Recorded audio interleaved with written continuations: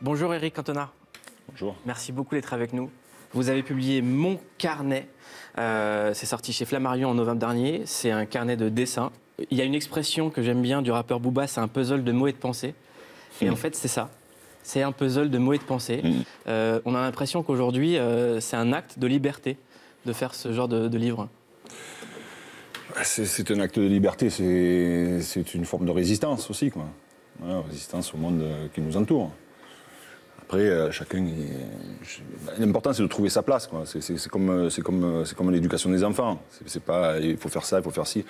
Moi, je dis, si ils ont juste la force de caractère de dire oui quand on doit dire oui et non quand on doit dire non, c'est l'éducation parfaite, quoi. C'est juste de ne pas être influençable.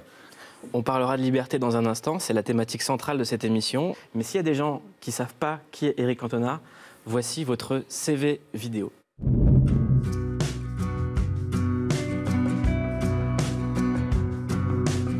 C'est comme si c'était hier, comme si l'endroit faisait l'envers,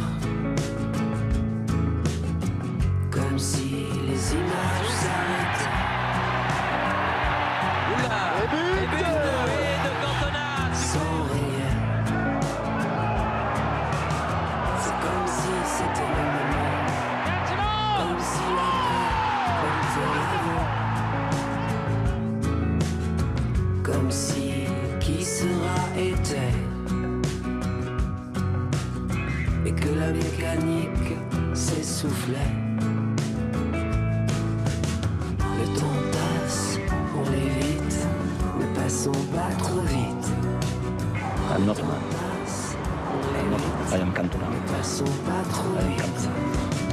Le temps passe, on l'évite, ne passons pas trop vite. Le temps passe, on l'évite, ne passons pas trop vite.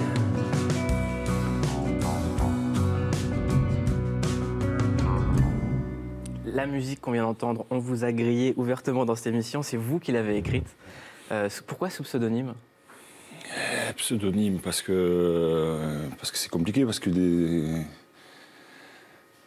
souvent on a des a priori sur les gens, et puis j'ai envie de faire tellement de choses, quoi, que là je sais pas pourquoi j'ai pris un pseudonyme. Je me suis dit, comme ça on écoutera la chanson, on ne pensera pas à qui l'a écrite, il y a toujours une image qu'il y a derrière. Tu vois. Il y a des paroles, il y a une musique, et puis on le prend, Auguste Horich, personne ne le connaît, et comme ça on écoute la chanson, on ne pense pas à qui l'a écrite. Quoi. Vous comprenez ce que je vais vous dire, c'est que le Éric Cantona que je vois dans certaines émissions de télévision, je ne le connais pas. Mais je ne me connais pas, moi, non plus. Je ne me connais pas. Je ne me connais pas, et d'ailleurs, aujourd'hui, je dis ça, demain, je dis autre chose. Je suis complètement libre. Hein. Je n'arrive pas ici en me disant, tiens, je vais dire ça, je vais faire ça. Je dis selon l'instinct, quoi. Voilà, alors on se lève, on a envie d'écouter une certaine musique, le lendemain on a envie d'écouter une autre musique, et y compris dans tout ce qu'on dit, quoi. Voilà. Après, il y a une cohérence dans l'acte général, quoi. Mais il y a des différences, et ces différences font partie de notre vie, et font partie de ce que nous sommes. Voilà. Moi, parler avec une certaine liberté, ça fait partie de ma vie, y compris les contradictions, quoi. Vous avez dit quelque chose avant l'émission, vous avez dit « le silence est une note ». Le silence est une note parce que j'avais peur qu'il n'y ait pas de place au silence, quoi. Alors je défends le silence. On se fait un je défends le silence, y compris le minimalisme, quoi. Et depuis très longtemps, je me disais, mais un beau livre serait un livre de pages blanches, quoi, en fait. Un livre de pages blanches. Et selon ce qu'on est et ce qu'on a envie d'imaginer, quoi. Alors est-ce qu'on est obligé d'ouvrir ce livre? On peut voyager à travers la vitre, regarder. Paysage. On fait un Paris-Marseille, on voit des chevreuils, on voit des trucs. Il y a des gens qui ne voient rien. Hein. On ne voit même pas un village, là, comme ça. On ne voit pas qu'il y a un faisan, on ne voit pas une voiture, un truc. On ne voit rien. Observation, quoi. Le monde qui nous entoure, observer. Tout vient de là. Hein. J'ai envie d'un silence avec vous. Un jour, on m'a demandé un discours. Il y avait 500 personnes. J'avais pas envie de parler, on m'a demandé un discours.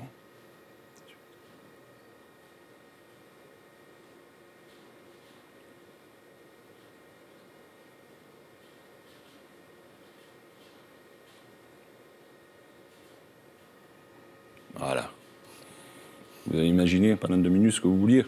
C'était mon discours. La page blanche. Vous vouliez un silence, vous l'avez eu aussi.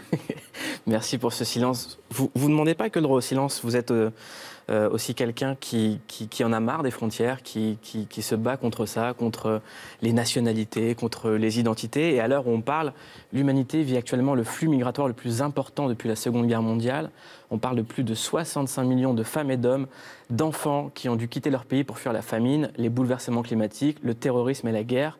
Un artiste chinois mondialement reconnu, Ai Weiwei, a décidé de s'intéresser à tous ces êtres humains et nous livre un film bouleversant. C'est un tour du monde des gens qui marchent. Ce film, ça s'appelle Human Flow. Voici un extrait de notre entretien avec Ai Weiwei pour vous, Eric Cantona. Human Flow is the title of the movie. Like, simple, very basic question. What is your definition of a human? Good question. One species on the planet. No difference from other animals, but have emotion and can make films. How do you explain that the people who are living this tragedy that you describe in Human Flow, all the migrants, all those people are crying, and the people who are building this frontier, are they human or not? Also human. Human can have love. Human can have hatred. Human can nurse a baby or carry them in the dangerous journey, and the human kills them. Human throw bombs, selling weapons, design nuclears, and kills each other. They are human. Moi, je me sens pas français, mais si j'étais né en Angleterre, je me sentirais pas anglais non plus, quoi. Je me sens...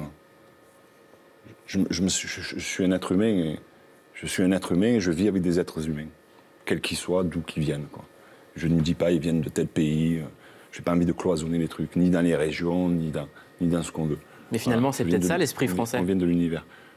L'esprit français, c'est... Ouais, vous êtes finalement plus français que vous le dites. C'est que moi, dans mon éducation, dans ce que je pense de la France, c'est le pays des droits de l'homme, c'est un pays universaliste.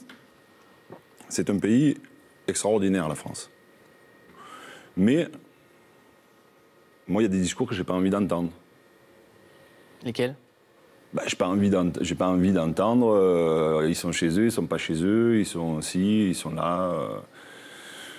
Ils vont prendre des risques, on a des responsabilités. Il y a des choses que j'ai pas envie d'entendre. Il y a des Italiens qui sont arrivés à une époque, des Espagnols qui sont arrivés. Puis les Italiens et les Espagnols se sont rencontrés, ont fait des enfants, moi. Mais il y a des Espagnols et des Italiens qui se disent « Mais qu'est-ce qu'ils viennent faire chez nous, aujourd'hui ?» Les Syriens, Afrique du Nord, à l'époque. Il y a des époques, c'est différentes vagues. Voilà. Et ceux qui ont profité, et qui sont... Parce qu'on est dans un pays magnifique, ben, ce sont les mêmes qui aujourd'hui refusent... que les autres bénéficient des avantages dont ils ont bénéficié.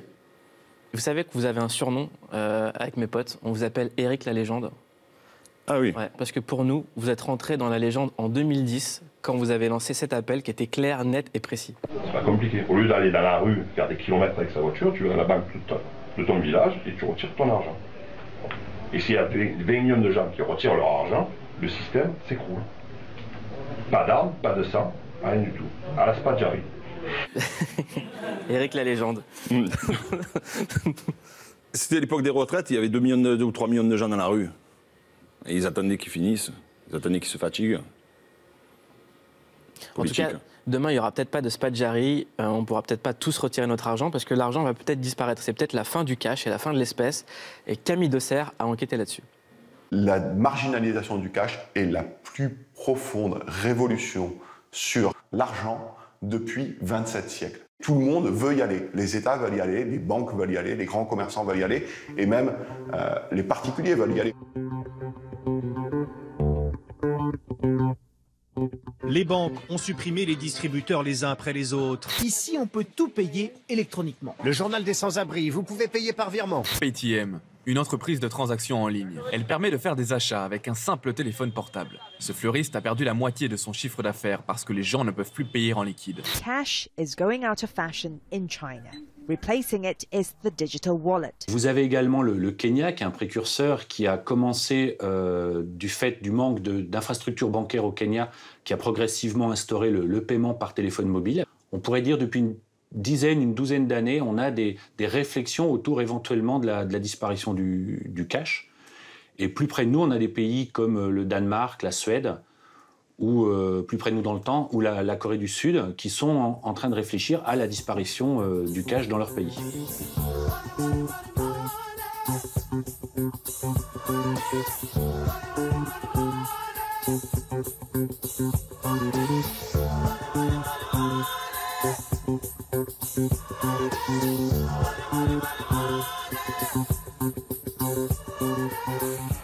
Ce qui se passe à la fois en Chine, en Suède, enfin en Europe du Nord au sens large, mais aussi en Afrique par exemple, c'est le sens de l'histoire. Le sens de l'histoire n'est pas qu'on va rester avec des chèques, avec un bout de plastique, avec une puce dans sa poche. Enfin, tout ça n'a pas vraiment aujourd'hui de sens, ni en termes de sécurité, ni en termes de fluidité.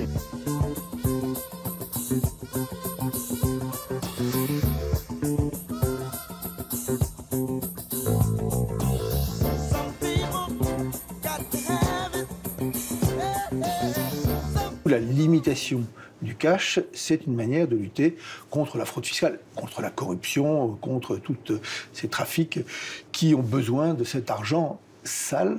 Mais la raison principale, objectivement la raison principale, c'est la traçabilité du mouvement qui vous vient de tel ou tel village d'Irak, qui passe par la Turquie, qui va faire le tour du monde au Japon, avant de revenir faire en sorte que tel ou tel assassin puisse disposer de 250 € pour acheter ou louer la voiture dont il a besoin.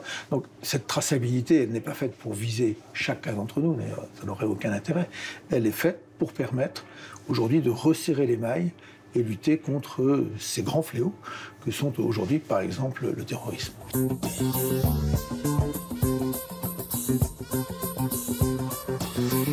Si on envisage une disparition totale du cash, ça veut dire effectivement la disparition totale de toute confidentialité d'absolument tous vos paiements et toutes vos activités. On saura exactement ce que vous avez consommé, à quelle heure, dans quelle boutique, est-ce que vous le consommez régulièrement. Et même si on n'a rien à se reprocher, c'est vrai qu'on n'a peut-être pas toujours envie que l'ensemble de nos dépenses puisse être répertorié, classé. Donc ça, c'est un vrai problème.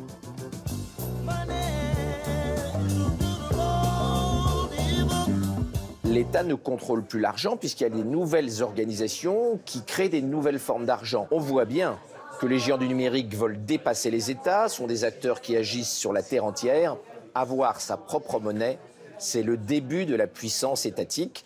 Derrière, peut-être qu'un jour, Google ou Facebook voudra avoir sa propre armée et son propre territoire. La monnaie a une définition physique depuis les penseurs grecs, depuis Aristote, donc ça fait très longtemps. La monnaie a toujours été quelque chose que l'on touche. Oui, on peut considérer que c'est une révolution très très importante. Encore une fois, parce que ça va aussi fondamentalement modifier les comportements. Si la monnaie est entièrement numérique, il y a le danger que les hackers puissent voler des sommes incroyablement fortes d'argent. Quand vous faites un casse dans une banque, la taille maximum de billets que vous pouvez emmener, c'est un camion. En numérique, vous pouvez potentiellement hacker et voler des milliers de milliards de dollars. La guerre des gendarmes et des voleurs, au XXIe siècle, devient la guerre entre l'intelligence artificielle des voleurs et l'intelligence artificielle des gendarmes. Réjouissant, Camille. Réjouissant, Merci de nous rejoindre. Il y a une question qu'on se pose, et j'ai vu Eric Cantona opiner du chef, quand on nous parle d'arrêter le fait d'avoir du cash pour lutter contre les criminels. C'est ce que les États, en tout cas, invoquent comme raison pour limiter comme ça drastiquement le cash en Corée du Sud, en Chine, où le blanchiment ou l'argent sale est énorme. Qu'est-ce que ça vous inspire, vous, Eric Cantona, ce monde sans cash? Est-ce qu'on va trop loin dans la numérisation, dans le contrôle, comme ça, de toutes les dépenses? La fin de l'espèce. La fin de l'espèce. Vous revenez de Chine, en plus? Oui, il y a les téléphones avec comment on appelle ça? Le QR code. Voilà, surtout. Les vélos, vous voulez louer un vélo, mettez le truc, le cadenas est sourd. Et si demain c'était le cas en France, au Portugal, si Vous vous sentez à Est-ce l'aise que vous avec ce pensez que les monde vrais tout numérique? Non, je me sens pas à l'aise du tout, quoi. Je me sens pas du tout à l'aise. Mais on peut résister, ce qu'on disait au début, quoi. Est-ce que vous pensez que les vrais criminels, c'est ceux qui utilisent du cash aujourd'hui? Parce que là, l'argument, c'est de lutter contre la criminalité. J'ai l'impression qu'il y a eu plus d'argent... Non, mais c'est plus par rapport au trafic, ce qu'il disait, quoi. Ouais. Oui, il y a des endroits où on ne peut pas payer avec une carte bleue, hein. On est obligé de payer en cash, quoi.